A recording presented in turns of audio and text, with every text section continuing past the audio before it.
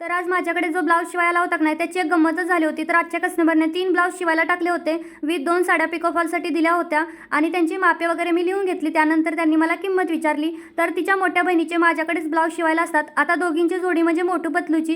हिने तर फर्स्ट टाईमच माझ्याकडे टाकलं होतं.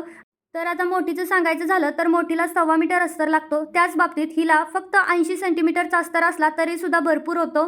तर तिच्या मोठ्या बहिणीकडून मी पर ब्लाऊजचे ₹200 माझे चार्जेस घेत होते. प्रिन्सेस कट ब्लाऊज, दोघेही प्रिन्सेस कट ब्लाऊजच वापरतात. त्यामुळे तिला माहीत होतं. त्यामुळे ती लगेचच बोलून गेली की मी प्रत्येक ब्लाऊजचे 200-200 असे ₹600 देईन. तर मीच तिला बोलले की पर ब्लाऊज ₹180 दे, कारण की तिच्या ब्लाऊजसाठी सामानसुद्धा खूप कमी आणि वेळही कमी जातो, कारण छोटा ब्लाऊज आहे आणि त्यात तिने पहिल्यांदाच माझ्याकडे टाकलं होतं. तर म्हटलं चला तुला डिस्काउंट देऊयात.